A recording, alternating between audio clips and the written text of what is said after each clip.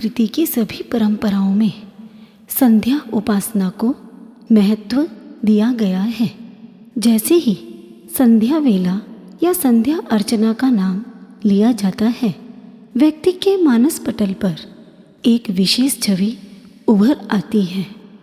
मंदिर, मस्जिद और गुरुद्वारों में प्रणाम करते हुए भक्तगण शंख एवं घंटनाद के बीच आरतियों के मधुर स्वर, साधकों द्वारा होती मंत्र साधना आदि। जिस प्रकार पक्षीगण दिन भर भ्रमण करने के पश्चात संध्या को अपने घोंसलों की तरफ लौट आते हैं, उसी प्रकार यह जीव दिन भर की बाह्य प्रवृत्तियों एवं पापजन्य व्यापारों से मुक्त होकर अपने स्वभाव में स्थिर बने, इस उद्देश्य से संध्या अर्चना अवश्य करनी चाहिए। संध्या का समय मुख्य रूप से प्रभु भक्ति का समय माना गया है। जैन परंपरा में कुछ ऐसे भक्ति स्तोत्र एवं स्तवन रचे गए हैं जिनका संध्या काल में स्मरण करना मंगलकारी होता है। प्राय प्रभु पार्श्वनाथ की चमत्कारी घटनाओं एवं उनके नाम सुमिरण की महिमा से संबंधित स्तोत्रों को संध्याकालीन पाठ के रूप में स्थान प्राप्त है, जिनका श्रवण करने से हमारी प्रत्येक संध्या दीपावली पर्व में प्रकाशमान दीपमालाओं की भांति प्रभु भक्ति और परमात्म शक्ति से आलोकित एवं ज्योतिर्मय बनेगी। तो अब सुनते हैं परम पूज्या प्रवर्तनी महोदया गुरुवरिया श्री सज्जन श्री जी महाराज साहब की विदुषी शिष्या साध्वी सौम्य गुणा श्री जी महाराज साहब की कोकिल स्वर में वाणी ब्रह्मा स्तवन। यह स्तवन वाणी ब्रह्मा शब्द से प्रारंभ होने के कारण इस नाम से ही प्रसिद्ध है।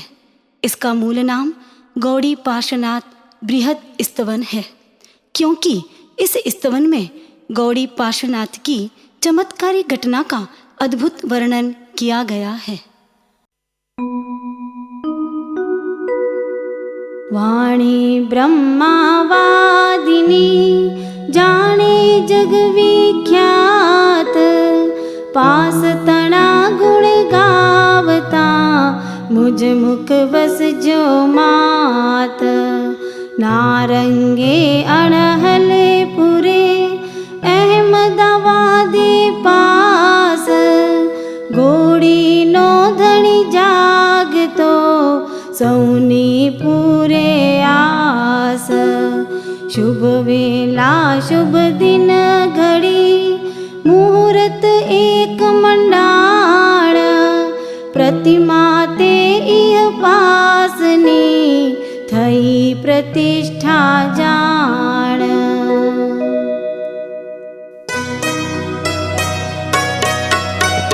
गुण ही विशाला मंगली कमाला, वामानो सुत साचो जी।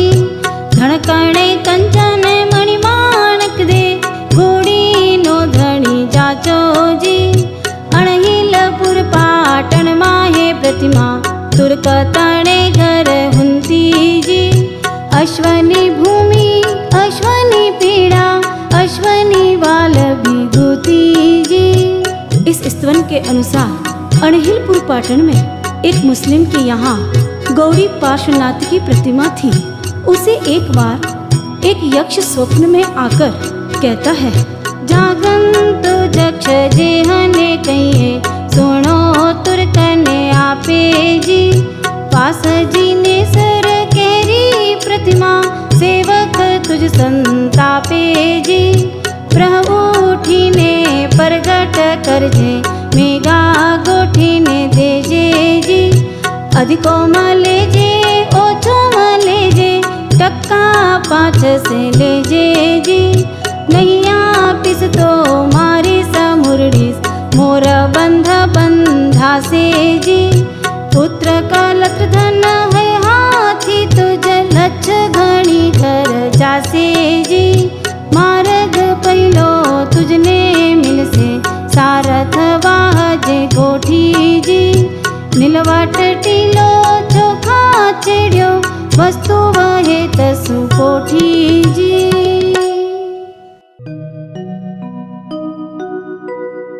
मनसु बियनो तुर कड़ो माने वचन प्रमाण बीबी ने सुहणा तणो संभलावे सैनाण। बीबी बोले तुर कने बड़ा देव है कोया अब सताव पर घट करो नहीं तर मारे सोया। पाचली रात परोड़िए पहली बांधे पाज सुहणा माहे सेठ ने संभलावे चक्षराज। अब आगे बताया गया है कि वह यक्ष मुस्लिम को स्वप्न देने के पश्चात मेघा गोठी को भी स्वप्न देता है और कहता है,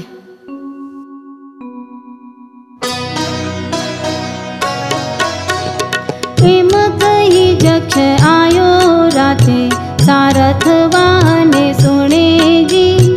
पासतणी प्रतिमा तू लेजे ले तो सिर मत धूणे जी। 5 से टक्का ते हने आपे अधिको मां आपी सवारू जी। जतन करी पहुँचाड़े थान प्रतिमा गुण संभारू जी। तुझने होसी बहु फलदायक भाई गोठी सुनजे जी। पूजी सप्रण मीश ते ना पाया प्रभु उठीने धुणजे जी। सुहणो देई ने सुर चाल्यो आपणे थान कपौतो जी। पाटण माहे सारथवा हिंडे तुरकन जोतो जी। तुरके जाता दीठो गोठी चोखा तिलकली लाड़े जी। संकेत पहुँचो साचो जानी बोलावे बहु लाड़े जी। मुझ घरे प्रतिमा तुझने आपू पास जीने सर केरी जी।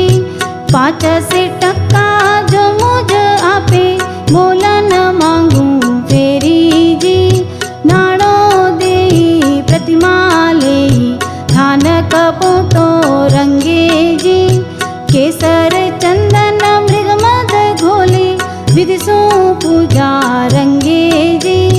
गादी रूड़ी रूनी की धी ते माही प्रतिमा राखे जी। अनुक्रमे आव्या परिकर माए श्री संघ ने सुर साखे जी। उत्सव दिन दिन अधिको थाए 70 भेद सनात्रो जी। ठाम ठाम ना दर्शन करवा आवे लोक प्रभातो जी। यहाँ आगे बताते हैं कि वह यक्ष एक दिन अवधि ज्ञान के द्वारा परिकर को खंडित जानकर पुनः मेघा गोठी को स्वप्न में आकर कहता है, एक दिन देखे अवधि सो परिकर पूरनो भंग। जतन करो प्रतिमा तणो तीरथ अच्छे अभंग। सुहणो आपे सेठने थल अटवी उजाड़। महिमा था से अति घणी प्रतिमा तिहा पहुँचाड़। कुशल खेमतिहा अच्छे तुझने मुझने जानी। शंका छोड़ी काम करी कर तो मकर संकाणी।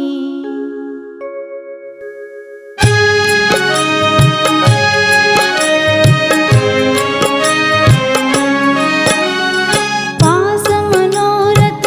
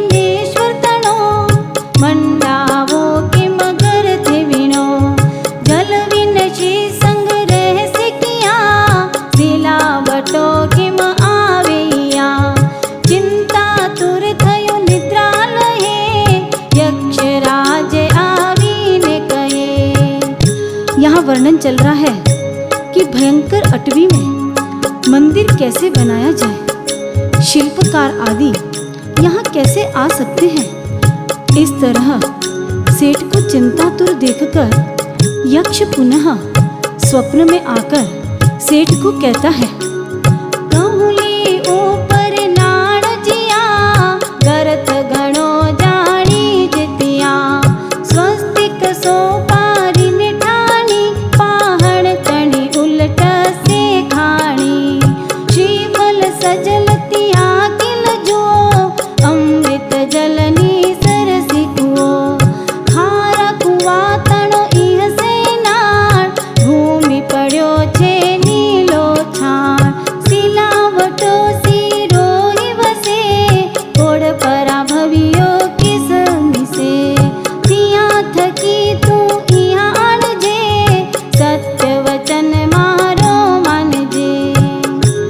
अब वर्णन चल रहा है कि मेघा गोठी के मन को स्थिर करने के पश्चात वह यक्ष सिरोही नगर के शिल्पी को स्वप्न देते हुए कहता है, गोठी नो मन थिर थापियो, सिलावट ने सुहणो दियो, रोग गमीने पूरो आस, वास तणो मन ने आवास, सुपन माहे मान्यो ते वेण, हेम वरण देखाड्यो ने, गोठी मन मनोरथ हुआ, सिलावट ने गया तेड़वा, सिलावटो आवे सुरमो, धीमे खीर खंड घृत चूरमो, घड़ी घाट करे तोरणी, लगन भले पाया रोपणी, थंब थंब की धी पुतली,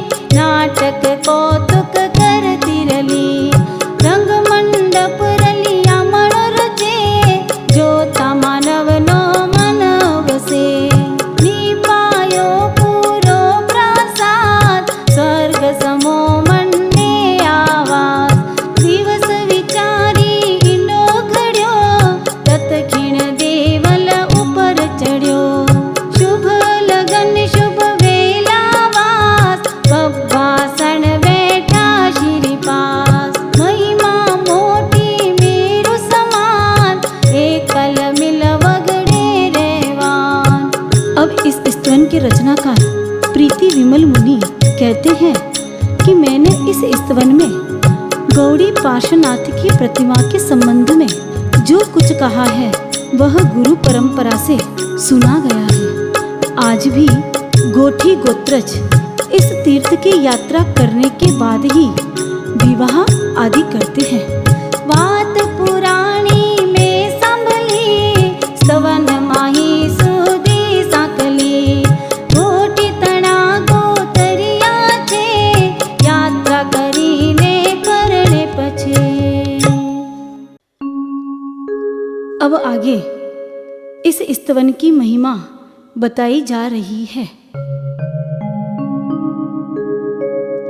विघन विडारण यक्ष जगी, तेहनो अकल स्वरूप, प्रीत करे श्री संग ने, देखाड़े निज रूप, गिरुओ गोड़ी पास जिन, आपे अर्थ भंडार, सानिध करे श्री संग ने, आशा पूरण हार, नील पलाणे नील है, नीलो थई असवार, मार्ग चूका मानवी,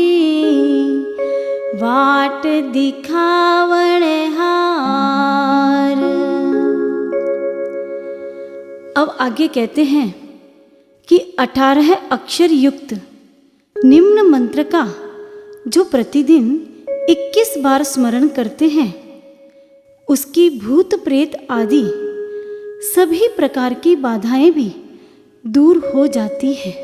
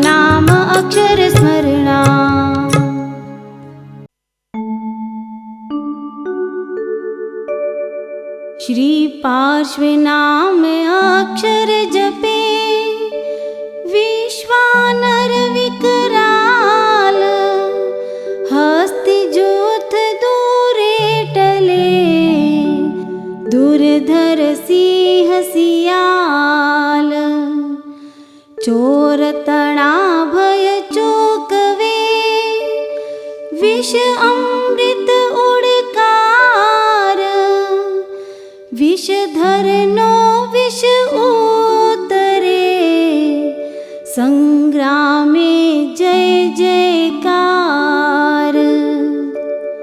रोग सोग दारिद्र दुख, दोहग दूर पुलाय, परमेश्वर श्री पासनो, महिमा मंत्र जपाय।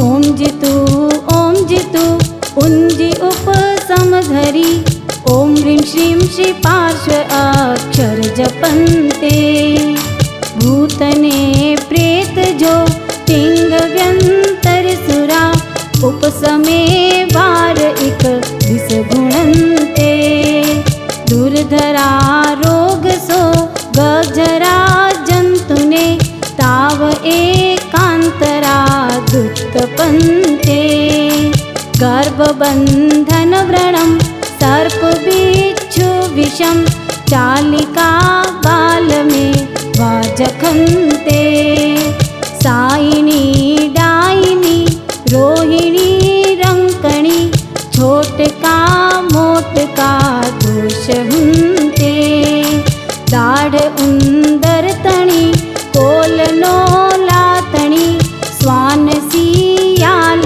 विकराल दंते, धर्मेन्द्र पद्मावती समर्शो भावती, वाट आघाट अटगी अटन्ते, लक्ष्मी लोंदु मिले सुजस वेला उले, सयल आशा फले मन हसन्ते, अष्ट महाभय हरे कान पीड़ा टले, उतरे सूलसी सब भणन्ते, वदत वर प्रीति सु प्रीति विमल प्रभु, श्री पास जिण नाम अभिराम मनते, ओम जितु उंजी उपसमधरी, ओम ह्रीं श्रीं श्री पार्श्व अक्षर जपन्ते, भूतने प्रेत जो तिंग व्यंतर सुरा, उपसमे वार इक विष गुणन्ते, उपसमे वार इक विष गुणन्ते, उपसमे वार इक विष गुणन्ते, उपसमे वार इक विष गुणन्ते।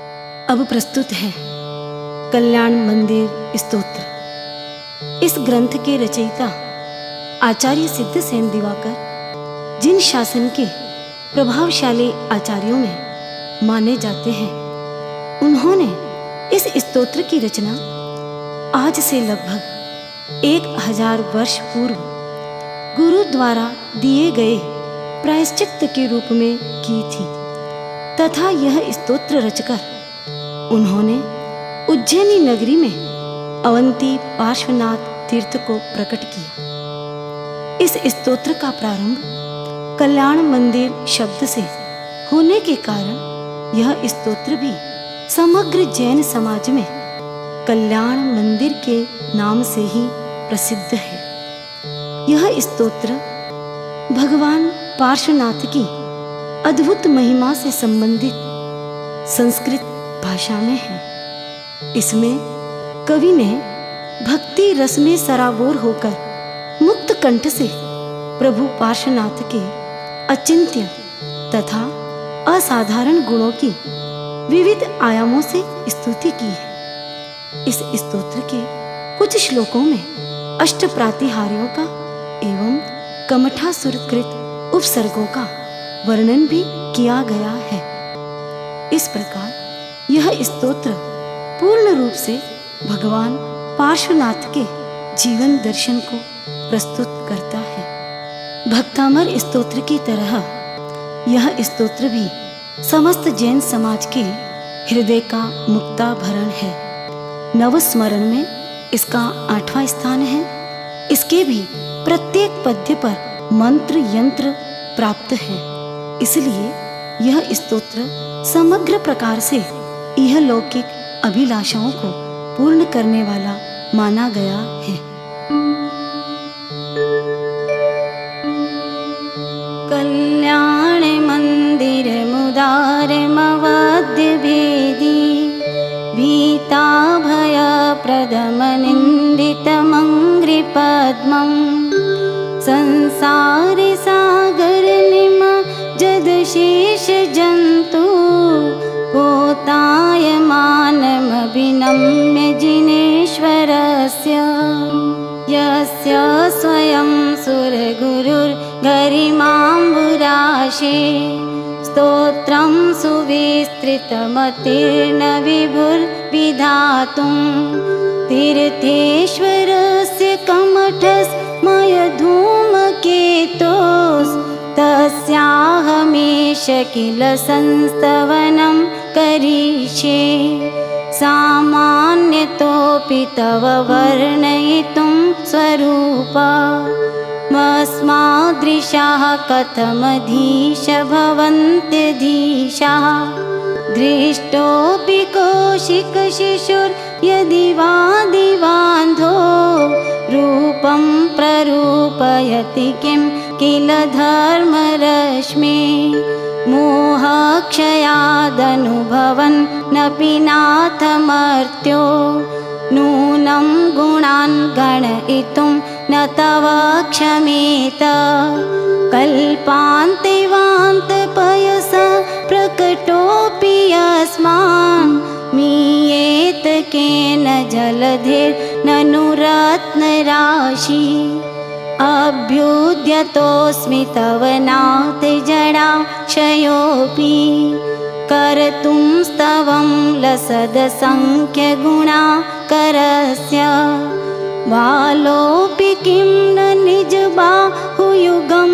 वितत्य विस्तीर्णतां कथयति स्वधियाम्बुराशे ये योगिनामपि न यान्ति गुणास्तवेश वक्तुं कथं भवति तेषु ममावकाश जाता तदैवमसमीक्षितकारितेयं जल्पन्ति वा निजगिराननुपक्षिणोऽपि आस्तामचिन्त्य महिमा जिनसंस्तवस्ते नामापि पाति भवतो जगन्ति तीव्रातपो पहत पान्त जनान् निदागे प्रीणाति पद्मसरस सरसो निलोपि हृद्वर्तिनि त्वयि विभो शिथिलो भवन्ति जन्तोः क्षणेन निबिडा अपि कर्मबन्धा सद्यो भुजङ्गममया इव मध्यभागमभ्यागते वनशिखण्डिनि चन्दनस्य मुच्यन्त एव मनुजा सहसा जिनेन्द्र रौद्रेरुपद्रवशतैस्त्वयि वीक्षितेऽपि गोस्वामिने स्फुरिततेजसि दृष्टमात्रे चौरेरिवाशु पशवः प्रपलायमानै त्वं तारको जिनकथं भविनां त एव त्वामुद्वहन्ति हृदयेन यदुत्तरन्त यद्वादृतिस्तरति यज्जलमेष नूना मन्तर्गतस्य मरुतः स किलानुभाव यस्मिन् हर प्रभृतयोऽपि हतप्रभावा सोऽपि त्वया रतिपतिः क्षपितक्षणेन विन्ध्यापिता हुतभुज पयसाथयेन पीतं न किं तदपि दुर्धरिवाडवेन स्वामिन्नल्पगरिमाणिमपि प्रपन्नास् त्वां जन्तवः कथमहो हृदये दधाना जन्मोदधिं लघुतरन्त्यतिलाघवेन चिन्त्यो न हन्तमहतां यदि वा प्रभाव क्रोधस्त्वया यदि विभो प्रथमं निरस्तो ध्वस्तास्तदा बत कथं किल कर्मचौरा प्लोषत्यमूत्र यदि वा शिशिरापि लोके नीलद्रुमाणि विपिनानि न किं हिमानि त्वां योगिनो जिन सदा परमात्मरूपा मन्वेषयन्ति हृदयां भुजकोशदेशे पूतस्य निर्मलरुचेर् यदि वा किमन्या दक्षस्य सम्भविपदं ननु कर्णिकाया ध्यानाज्जिनेश भवतो भविनः क्षणेन देहं विहाय परमात्मदशां व्रजन्ति तीव्रानला दुपलभावमपास्य लोके चामीकरत्वमचिरा दिवधातुभेदा अन्तः सदैव जिनयस्य विभाव्यसे त्वं भव्ये कथं तदपि नाशयसे शरीरम् एतत् स्वरूपमतमद्य विवर्तिनो हि यद्विग्रहं प्रशमयन्ति महानुभावा आत्मा मनीषिभिरयं त्वद्भेदबुद्ध्या ध्यातो जिनेन्द्र भवति अभवत् प्रभाव पानीयमप्यमृतमित्यनुचिन्त्यमानं किं नामनो विषविकारिमपाकरोति त्वामेव वीततमसं परवादिनोऽपि नूनं विभो हरिहरादिधिया प्रपन्ना किं काचिकामलभिरीक्षसितोऽपि शङ्खो नो गृह्यते विविधवर्णविपर्ययेण धर्मोपदेशसमये सविधानुभावा दास्तां जनो भवति ते तरुरप्यशोकः अभ्युद्गते दिनपतौ समहीरुहोऽपि किं वा विबोधमुपयाति न जीवलोकः चित्रं विभो कथमवाङ्मुखवृन्तमेव विश्वक्पतत्यविरला सूर्यपुष्पवृष्टिः त्वद्गोचरे सुमनसां यदि वा मुनीश गच्छन्ति नो न मग एव हि बन्धनानि स्थाने गभीरहृदयो दधि सम्भवाया पीयूषतां तव गिरा समुदीरयन्ति पीत्वा यतः परमसम्मदसङ्गभाजो भव्या व्रजन्ति तरसाप्यजरामरत्वं स्वामिन् सुदूरमवनम्य समुत्पतन्तो मन्ये वदन्ति शुचय सुरेचामरौगा येऽस्मै नतिं विदधते मुनिपुङ्गवाय ते नूनमूर्ध्व स्वगतयः खलु शुद्धभावाः श्यामं गभीरगिरमुज्ज्वलहेमरत्ना सिंहासनस्थमिह भव्यशिखण्डिनस्त्वाम् आलोकयन्तिरभसे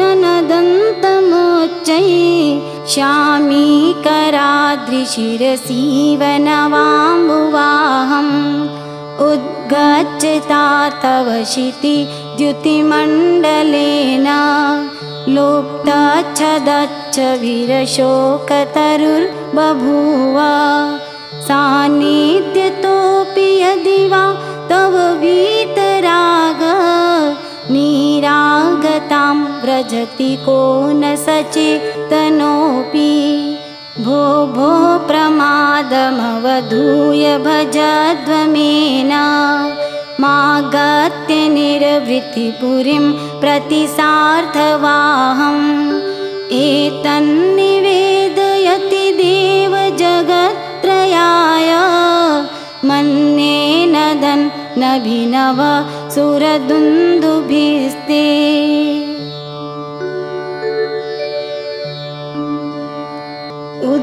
उद्योतितेषु भवता भुवनेषु नाथ तारान्वितो विदुरयं विहताधिकार मुक्ताकलापकलितोच्वसितातपत्र व्याजत्रिधाधृततनुर्ध्रुवमभ्युपेत स्वेन प्रपूरितजगत्त्रयपिण्डितेन कान्तिप्रतापयशसामिव सञ्चयेन माणिक्यहेमरजत प्रविनिर्मितेन सालत्रयेण भगवन् नभितो विभासि दिव्यस्रजोजिननमत् त्रिदशाधिपाना मत्सृज्यरत्नरचिता नपि मौलिबन्धान् पादौ श्रयन्ति भवतो यदि वा परत्र त्वत्सङ्गमे सुमनसो न रमन्त एव त्वं नाथ जन्मजलधिर्विपराङ्मुखोऽपि यत्तारयस्य सुमतो निजपृष्ठलग्नान् युक्तं हि पार्थिवनिपस्य सतस्तवैव चित्रं विभो यदसि कर्म विपाकशून्या विश्वेश्वरोऽपि जनपालकदुर्गतस्त्वं किं वाक्षरप्रकृतिरपि लिपिस्त्वमीश अज्ञानवत्यपि सदैव कथञ्चिदेव ज्ञानं त्वयि स्फुरति विश्वविकासहेतु प्राग्भारसंभृतनभांसि रोषा दुत्थापितानि कमठेन शठेन यानि छायापितस्तव निनाथ हताशो ग्रस्तस्त्वमीभिरयमेव परं दुरात्मा यद्गर्ज दुर्जितगणौ गमदाभ्रभीमं भ्रश्यत्तडिन्मुसलमांसलघोरधारं दैत्येन मुक्तमथ दुस्तरवारिदग्रे तेनैव तस्य जिनदुस्तरवारिकृत्यं ध्वस्तोर्ध्वकेशविकृता कृतिमर्त्यमुण्डा प्रालम्बभृत् भयदवक्त्रविनिर्यदग्निः प्रेतव्रज प्रतिभवन्तमपीरितोय सोऽस्याभवत् प्रतिभवं भवदुःखहेतु धन्यास्त एव भुवना क्षिपयेत्री सन्ध्या माराधयन्ति विधिवत् विदुतान्यकृत्या भक्त्योल्लसत् पुलकपक्ष्मल देहदेशा पादद्वयं तव विभो भुवि जन्मभाज अस्मिन् पारे भववारिनिधौ मुनीश मन्येन मे श्रवणगोचरतां गतोऽसि आकर्णिते तु तव गोत्रपवित्रमन्त्रे किं वा विपद्विषधरि सविधं समेति जन्मान्तरेऽपि तव पादयुगं न देव मन्ये मया महितदानदक्षम् तेनेव जन्मनि मुनिश पराभवानां जातो निकेतनमहं मतिता शयानां नूनं न मोहतिमिरावृतलोचनेन पूर्वं विभो सकृदपि प्रविलोकितोऽसि मर्माविधो विदुरयन्ति मामनर्था प्रोद्यत् प्रबन्धगतया कथमन्यथैते आकर्णितोऽपि महितोऽपि निरीक्षितोऽपि नूनं न चेतसि मया विधृतोऽसि भक्त्या जातोऽस्मि तेन जनबान्धव दुःखपात्रं यस्मात् क्रियाः प्रतिफलन्ति न भावशून्या त्वं नाथ दुःखि जनवत्सल हे शरण्या कारुण्यपुण्यवसते वशिनां वरेण्या भक्त्या न ते मयि महेश दयां विधाय दुःखां पुरोद्धलन तत्परतां विधेहि निःसङ्ख्यसार शरणं शरणं शरण्या मा साध्य साधितरिपु प्रथितावदातं त्वत्पादपङ्कजमपि प्रणिधानवन्ध्यो वध्योऽस्मि चेत् भुवनपावनेहा हतोऽस्मि देवेन्द्रवन्द्यविदिता किल वस्तुसार संसारतारक विभो भुवनादिनाथ त्रायस्वदेव करुणा हृद मां पुनीः सीदन्तमाद्य भयदाव्यसनाम्बुराशे यद्यस्ति नाथ भवदङ्घ्रिसरो रुहाणां भक्ते फलं किमपि सन्तति सञ्चिताया तन्मे त्वदेक शरणस्य शरण्य भूया स्वामी त्वमेव भुवनेत्र भवान्तरेऽपि इत्थं समाहित धियो विधिवज्जिनेन्द्र सान्द्रोल्लसत्पुलक कञ्चुकिताङ्गभाङ्गा त्वद्बिम्ब निर्मलमुखाम्बुज पादलक्षा ये संस्तवं तव विभो रचयन्ति भव्या जननयन कुमुदचन्द्र प्रभास्वरा स्वर्गसम्पदो भुक्त्वा दिविगलितमलनिचया अचिरान् मोक्षं प्रपद्यन्ते।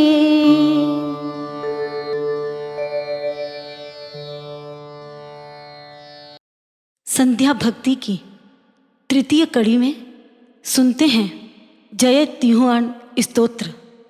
यह स्तोत्र नवांगी टीकाकार आचार्य अभय देव सूरी द्वारा रचा गया है। जैन जगत की गौरवमयी परंपरा में पूज्य अभय देव सूरी का नाम आज भी अत्यंत श्रद्धा भक्ति के साथ लिया जाता है। उन्होंने इस स्तोत्र की रचना करते हुए भूगर्भ स्थित स्तंभन पार्श्वनाथ प्रभु की प्रतिमा को प्रकट किया था और उस प्रतिमा के प्रक्षालित जल का छिड़काव कर स्वयं कोढ़ रोग से मुक्त हुए थे। इस स्तोत्र में भगवान पार्श्वनाथ को 3 लोक में श्रेष्ठ कल्प वृक्ष, जग धनवंतरी, जग जंतु पियामह, त्रिभुवन आनंद चंद्र आदि की उपमा देते हुए उनकी स्तुति एवं भक्तों के लिए श्रेष्ठ प्रार्थनाएं की गई है। भगवान पार्श्वनाथ के मंगलकारी अनेक स्तोत्रों में यह स्तोत्र प्रमुख स्थान रखता है और आज भी खरतर गच्छ आमनाय में प्रतिदिन देवसिक प्रतिक्रमण के प्रारंभ में इसकी 5 गाथा और पाक्षिक, चातुर्मासिक एवं सांवत्सरिक प्रतिक्रमण में संपूर्ण 30 गाथाएं बोली जाती हैं।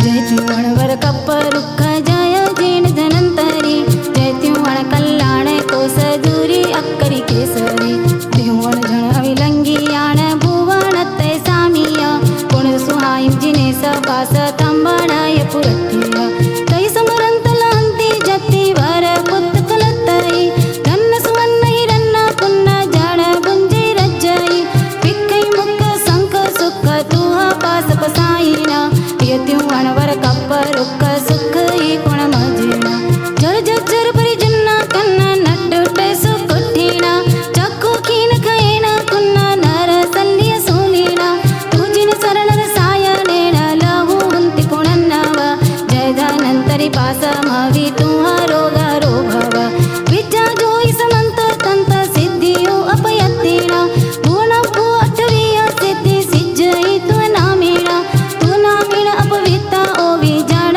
होई पवित्ता ओ, तम त्युवन कल्याण कोस तुह पास निरुक्त ओ, बुद्ध पहुतई मंत तंत जनताइम विसुत्तई, चरतिर गर लग हुक्क खग्गरियो वग्ग विगंजई, तुत्ति सत्नत गत नित्थाराय दय करी, दुर्यई हरुस पास देव दूरी अक्करी केसरी, तू आना तंबेई भीम धप्पु तुर सुरवारा, रक्षस जक्क फणिंद विंद चोरा नल जलहरा, जलतल चारिर उद्द खुद्द पशु जोइणी जोइया, यत्युवन अविलंगी याण जय पास सुसामिया, पत्तिया तणत तत भक्ति भर निभरा, रोमं चंचिय चारो काया किन्नर नर सुरवारा, जसु सेवई कम कमल ज्वाल पखालिया कलिमलो, सो भुवनतय सामी पास ममत उर्यु भलो, जय जोई मन कमल वसाल भय पंजर कुंजरा, त्युवन जन आनंद चंद भुवनतय दिनयारा, जय मय मेणी वारी वाह जय जंतु पियामा, कंबन यट्टिय पास नाह नातण कुरमा, भोविय वन्नु अवन्नु सुन्नु वन्नियो चपन्निम, मुख धम्म कामत काम नरनियनीय सत्यम, जम जायै वो दर्शनत बहु नाम प्रसिद्धौ, सोजो यमन कमल वसल सुपास पवद्धौ, भय विफल रण जनीर दंसन थर हरिया शरीराया, तरलिय नयन विसुन्न सुन्न गग्गर गिर करुणाया, तैस शक्ति सरंत हुंति नरनासिय गुरुधरा, मा विज्जवि सजसै पास भय पंजर कुंजरा, पयिं पासवि संतानित पतंत पवित्तिया, पाप वाप बूढ़ रूढ़ दुआ दास पुल्लैया, मन्नै मन्नु सहुन्नु पुन्नु अप्पाणं सुरनारा, यत्युवन आनंद चंद जय पास जिनेश्वर, तू कल्याण महेशु घंटा टंकार व तिल्लिया, पल्लिर मल्ल महल्ला भक्ति सुरवर गंजुलिया, हल्लु फलिय पवतयंति भुवने विमोसव, यत्युवन आनंद चंद जय पास सुभव, निम्मल केवल किरण न्यर विहुर्य तम पायारा, कंसिय शैल पयत्त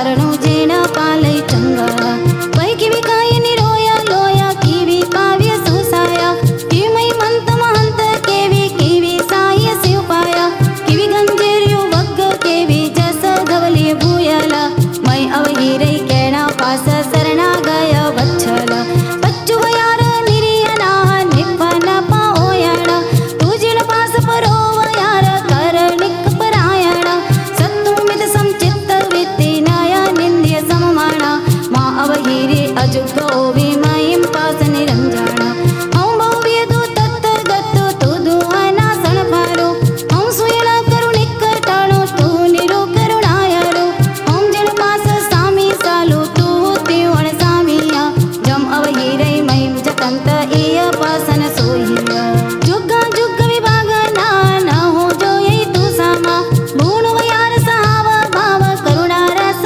सत्तावा समविसमयं किं गणो न्यायी भुवि दासमंतो ये दुई बंधव पासना मयिं पालतु नंतो नैदिया दीनय मुयवि अन्नो वे किवि जुग्गाया जम जो इवि उवयारो करे उवयार समुज्जाया दीनहा दीनु निहीनो जेणा ताई नायिन चत्तो तो जुग्गौ अमेव पास पालयि मै चंगो आ अन्नो वे जुग्गय विशेषो किवि मन्नई दीना जम पास वे उवयारो करे तू अना समग्गा सुच्चे किल कल्याणो जेणा जिन तुम पसिया किम अन्निर्तम चैव देव मामयि अवहिरा तू बद्धन न होई बियलो जेणा जानो किम पूर्णा हम दुखी निरुसत्त चत्त दुःख हो उसयामाणा तम्मन्नो निमिषेण एवो विजय लभ्यते सच्चम जम बुद्धि अवसेण किम उम्बरु पच्चये न्यून साम्य पासना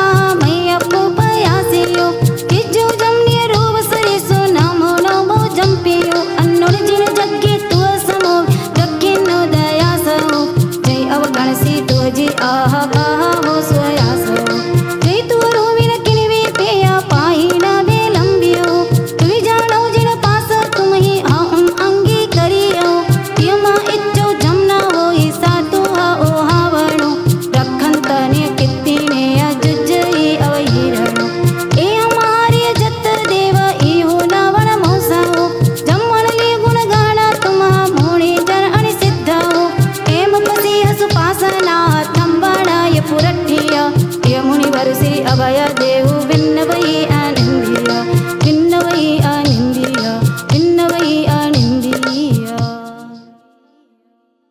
संध्या भक्ति के रूप में अब सुनते हैं महाप्रभावी उवसग्गहरम स्तोत्र। इस स्तोत्र का प्रणयन 14 पूर्वों के ज्ञाता आचार्य भद्र बहुस्वामी ने किया है। इस स्तोत्र में भी 23वें तीर्थंकर भगवान पार्श्वनाथ की ही स्तुति की गई है। इसमें रचनाकार ने अनुभूत सत्य को प्रकट करते हुए यह कहा है कि भगवान पार्श्वनाथ की स्तुति करने से सम्यक्त्व की प्राप्ति ही नहीं अपितु मोक्ष की उपलब्धि भी होती है। इस स्तोत्र में बीजाक्षरों का प्राधान्य होने से इसे पढ़ने का अधिकार सभी को नहीं है, लेकिन एकाग्र चित्त से सब कोई सुन सकते हैं और उसका चमत्कारी प्रभाव भी देखा ही जाता है। वर्तमान में इस स्तोत्र की बीजाक्षर प्रधान गाथाओं को छोड़कर केवल 5 गाथाएं ही जन सामान्य में प्रचलित है।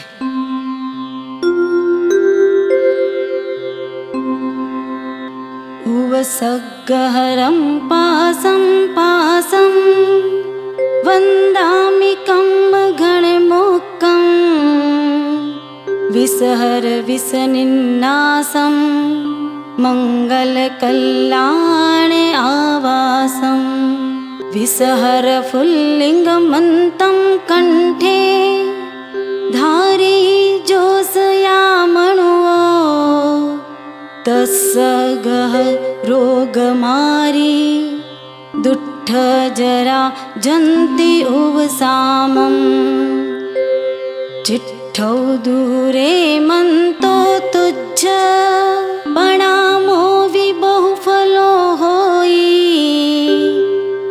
तिरि एषु विजीवा पावन्ति न दुःखदोहगम्। ॐ अमरतरु कामधेनु चिन्तामणि कामकुम्भमायिया सिरिपासनाः सेवा गहाण सव्ये विदासत्तम्। ॐ ह्रीं श्रीं ऐं तुहदंसनेन सामिया पणासेहि रोगशोकदुःखदोहगम्। कप्पतरुमिव जायहि ॐ तुहदंसनेन सव्वफलहेउ स्वाहा। ॐ ह्रीं नमे उणविघ्नाशय मायाबियेण धरणनागिन्दम्। सिरिकामराजकलियं पासजिनन्दं नमंसामि। ॐ ह्रीं श्रीं सिरिपासविसहरा विज्जामन्तेन जाणजायेज्जा धरणपौमावयि देवी। ॐ ह्रीं क्ष्म्लुं स्वाहा। ॐ जयौ धरणीन्दपौमा वह्यनागिनी विज्जा विमलझाणसह्यो। ॐ ह्रीं क्ष्म्लुं स्वाहा। ॐ थुणामि पासनाहम् ॐ ह्रीं प्रणमामि परमभक्तिये। अट्ठक्षरधरणेन्दो पौमावै पयडिया कीर्ति। जस्सपय कमलमज्जेशया वसहि पौमावै धरणीन्दो। तस्य नामहि शयलं विसहरं विषं नासेहि। तुह सम्मते लद्धे चिन्तामणि कप्पपायवबह्ये। पावन्ति अविज्ञेयं जीवा अयरामरं ठाणम्। ॐ नट्ठभयठाणे पनट्ठकं मट्ठनट्ठ संसारे। परमट्ठनिट्ठि अट्ठे अट्ठगणाधीशरं वन्दे। ॐ गरुडो विनता पुत्रो नागलक्ष्मीं महाबला। तेन मुच्यन्ति मूषा तेन मुच्यन्ति पन्नगाः। स तुह नाम शुद्धमन्तं सम्मं जजवेहि शुद्धभावेन। सो अयरामरं ठाणं पावयिनय दुग्गहिं दुःखं वा। ॐ पण्डुभगन्धरदाहं कासं सासां च शूलमायिनी। पाशपहुपभावेन नासन्ति शयलरोगा इं ह्रीं स्वाहा। ॐ विषहरदावानल सायिनी वेयालमारि आयङ्का। सिरिनीलकण्ठपाशस्य सुमरणमित्तेन नासन्ति। पन्नासं गोपीडां कूरग्रहा तुहदंसनं भयं काये। आविनहुन्ति यतहवि तिसञ्जं जं गुणिजासो। पीडं जन्त भगन्धर खास सासशूलतः निवाह। सिरिसामलपासमहन्तं नाम पौलेण ॐ ह्रीं श्रीं धरणसंयुक्तं विसहर बीजं जवेयि शुद्धमणेनं पावयिं इच्छियं सुहं ॐ ह्रीं श्रीं क्ष्म्लुं स्वाहा ॐ रोगजलजलन विसहरा चोरारिम इन्दगय रणभयायिं पासजिननाम संकीर्तनेन पसमन्ति सव्वाइं ह्रीं स्वाहा ॐ जय उदरनिन्दनमं सिया पौमावयि पमुहनि सेविया पाया ॐ क्लीं ह्रीं महासिद्धिं करेहि पास जगनाहो ॐ ह्रीं श्रीं तं नमः पासनाहं ॐ ह्रीं श्रीं धरणेन्द्रनमं सियं दुःखविनाशम् ॐ ह्रीं श्रीं जस्सपभावेन सया ॐ ह्रीं श्रीं नासन्ति उवद्धवा बहवे ॐ ह्रीं श्रीं पै समरन्ताणमणे ॐ ह्रीं श्रीं न होयि वाहिनतं महादुःखम् ॐ ह्रीं श्रीं नामं पिहि मन्तसमम् ॐ ह्रीं श्रीं पयडं नत्थित्थ सन्देहो ॐ ह्रीं श्रीं जलजलनभय तः सप्पसिहा ॐ ह्रीं श्रीं चोरारि संभवे क्षिप्पम् ॐ ह्रीं श्रीं जो समरेहि पासपहुं ॐ ह्रीं क्लीं पुहविकया विकिं तस्स ॐ ह्रीं श्रीं क्लीं ह्रीं इहलो गट्ठि परलो गट्ठि ॐ ह्रीं श्रीं जो समरेहि पासनाहं ॐ रां ह्रीं रुं रः गां गिं गुं गः तं तः सिज्जयि क्षिप्पम् इह नाह समरः भगवन्ता ॐ ह्रीं श्रीं क्लीं ग्रां ग्रीं ग्रुं ग्रह क्लीं क्लीं श्रीकलिकुण्डस्वामिने नमः यसन्तु ओ महायसा भक्तिभरनिब्बरेण हि एणा तादेव दिज्जबोहिं भवे भवे पास झिणचन्द।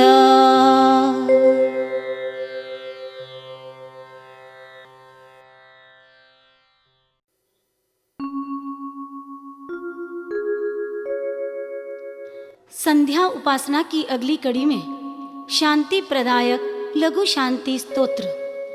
यह स्तोत्र शांतिनाथ भगवान की स्तुति स्वरूप संस्कृत भाषा में रचित है। इसके प्रणेता श्री मानदेव सूरी हैं। प्रभावक चरित्र के अनुसार आचार्य मानतुंग के ब्रह्मचर्य के प्रभाव से जया और विजया नाम की दो देवियां उन्हें नित्य प्रणाम करती थीं। एकदा नाडोल नगर में चातुर्मासार्थ विराजमान थे। उस समय शाकंभरी नगर महामारी रोग से आक्रांत हो रहा था। उस संघ ने मानतुंग सूरी से विनती की। तब आचार्य ने यह स्तोत्र बनाकर भेजा और इस पाठ के अभिमंत्रित जल के प्रभाव से वह महामारी का उपद्रव दूर हो गया। आज भी इस स्तोत्र के स्मरण से समस्त प्रकार की आदि व्याधि रोग दुर्भिक्ष और प्रेत पीड़ा आदि दूर होते हैं। जीवन में शांति प्राप्त होती है और यह लौकिक संपदा भी प्राप्त होती है। खरतरगच्छ एवं तपागच्छ दोनों परंपराओं में देवसिक प्रतिक्रमण के अंत में यह स्तोत्र नियमित रूप से पढ़ा जाता है। इस स्तोत्र में मंत्राक्षरों एवं बीजाक्षरों का संयोजन इस प्रकार किया गया है कि इसके स्मरण मात्र से जया, विजया आदि देवियां परोक्ष ही नहीं प्रत्यक्ष रूप में भी सर्व उपद्रवों को दूर करती है। संघ के मंगल, कल्याण और अभ्युदय के लिए परम श्रेष्ठ इस स्तोत्र का स्मरण सभी को करना ही चाहिए।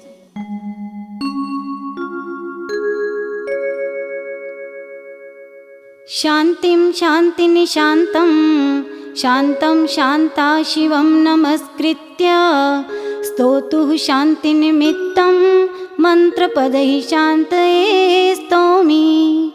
ओमिति निश्चित वचसे नमो नमो भगवतेर्हते पूजां शांति जिनाय जयवते यशस्विने स्वामिने दमिनां।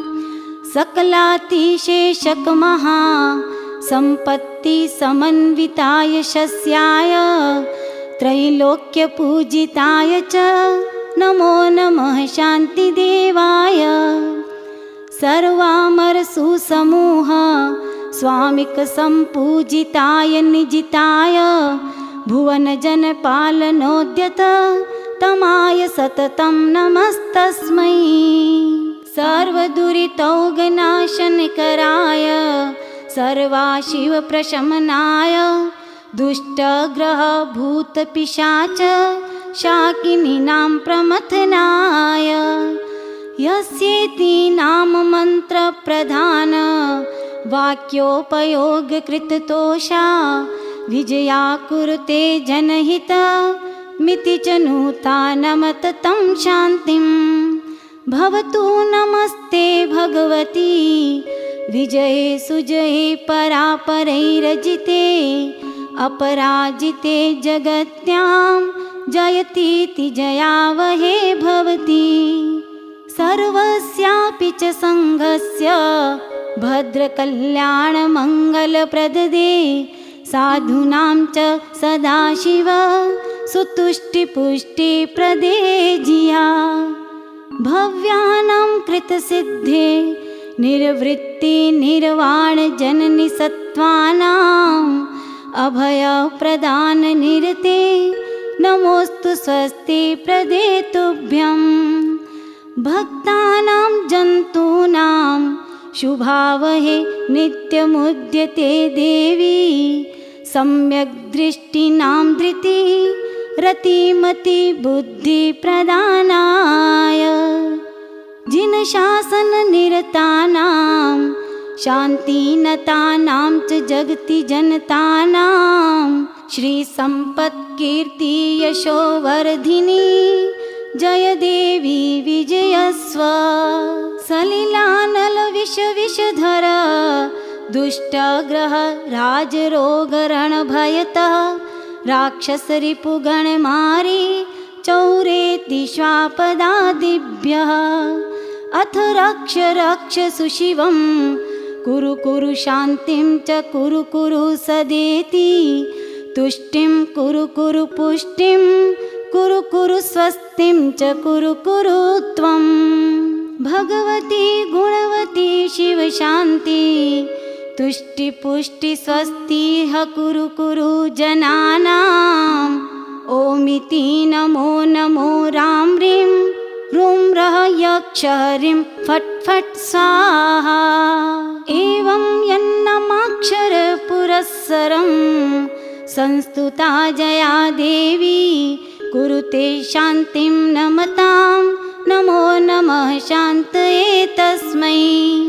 इति पूर्वसूरिदर्शित मन्त्रपदविदर्भितः स्तवः शान्ते सलिलादिभयविनाशी शान्त्यादिकरश्च भक्तिमतां।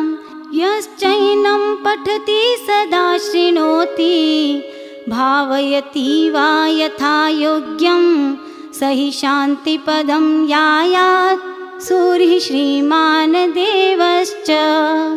उपसर्गाः क्षयं यान्ति चिद्यन्ते विघ्नवल्लया।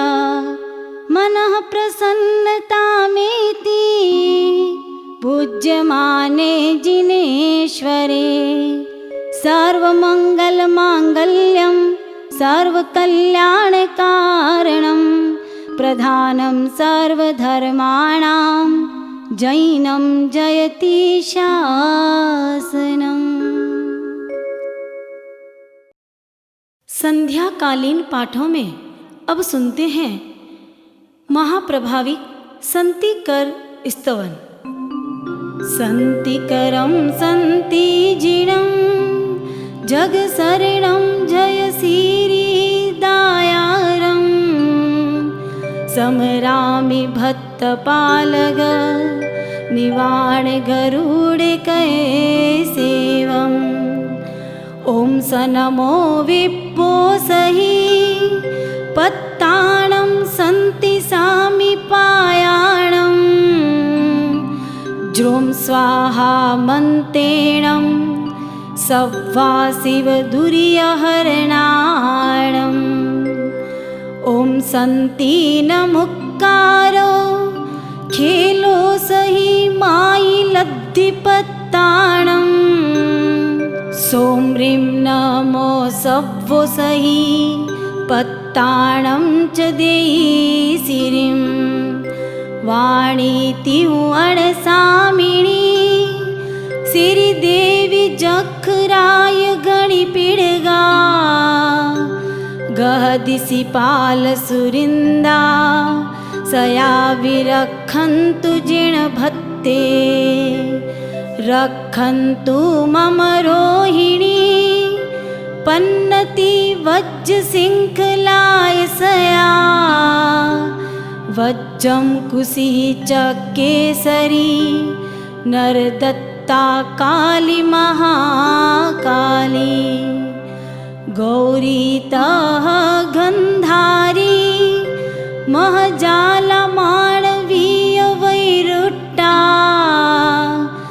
अच्युता मानसिया महामानसिया उदेवियो जक्खा गोमुहमः जक्खा तिमुह जखेस तुम्बरु कुसुमो मायंग विजय अजिया बंभो मणु ओ सूर्यकुमारो छम्मुह पयाल किन्नर गरुलो गंधर्वतः यजखिंदो कुबेर वरुणो भिउडी गोमेहो पासमायंगा देवियो चकेसरी अजियादुरी आरी काली महाकाली अच्युअ संता जाला सुतारया सो असिरिवच्छा चंडा विजयं कुशी पन्न इत्ति निवाणि अच्युआ धरणी वैरुट्ट छुत्त गंधारी अम्ब पौमा वै सिद्धा इयतित्थ रक्षण रया अन्ने विसुरासुरीय चौहावी वंतर जोइणी पमुहा कुणन्तु रक्षं सया अम्हम् एवं सुदिट्ठी सुरगणा सहियु संघस्स सन्ति जिनचन्दो मझवी करे उरक्षं मुनिसुन्दर सूरिथुअ महिमा इय सन्ति नाह सम्मा दिट्ठिरक्षं सरइति कालं जो सवो वद्धव रहियो सलहै सुहसंपयं परमं तव गच्छ गयण दिनयर जुगवर सिरि सोम सुंदर गुरुणं सुपसाय लब्ध गणहर विद्या सिद्धिं भणैसीसो।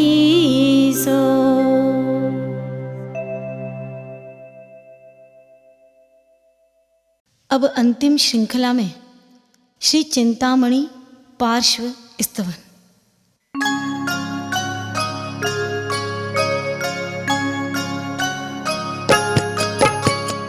आणी मन शुद्ध आसता, देव जुहारूं शाश्वता, पार्श्वनाथ मन वांछित पूर, चिंतामणि मारी चिंता चूर, शंकेश्वर दादा मारी चिंता चूर। अणियाली तोरी आकड़ी, जाने कमलनी पाकड़ी, मुख दीठा दुख जावे दूर, चिंतामणि मारी चिंता चूर, शंकेश्वर दादा मारी चिंता चूर। दूजो तो को कहने न में, मारे मन में तू ही जर में, सदा जुहारूं उगते सूर, चिंतामणि मारी चिंता चूर, शंकेश्वर दादा मारी चिंता चूर। बिछड़िया वाले सर में, बैरी दुश्मन पाछा ठेल, तूछे मारे हाजर हुजूर, चिंतामणि मारी चिंता चूर, शंकेश्वर दादा मारी चिंता चूर। एह स्तोत्र जे मन में धरे, तेना काज सदा ही सरे, आदि व्याधि दुख जावे दूर, चिंतामणि मारी चिंता चूर, शंकेश्वर दादा मारी चिंता चूर। मुझ मन लागी तुम सुप्रीत, तू जो कोई न आवे चित, कर मुझ तेज प्रताप पंडूर, चिंतामणि मारी चिंता चूर, शंकेश्वर दादा मारी चिंता चूर। भव भव दे जो तुम पद सेव, श्री चिंतामणि हरिहंत देव, समय सुंदर कय सुख भरपूर, चिंतामणि मारी चिंता चूर, शंकेश्वर दादा मारी चिंता चूर, शंकेश्वर दादा मारी चिंता चूर, शंकेश्वर दादा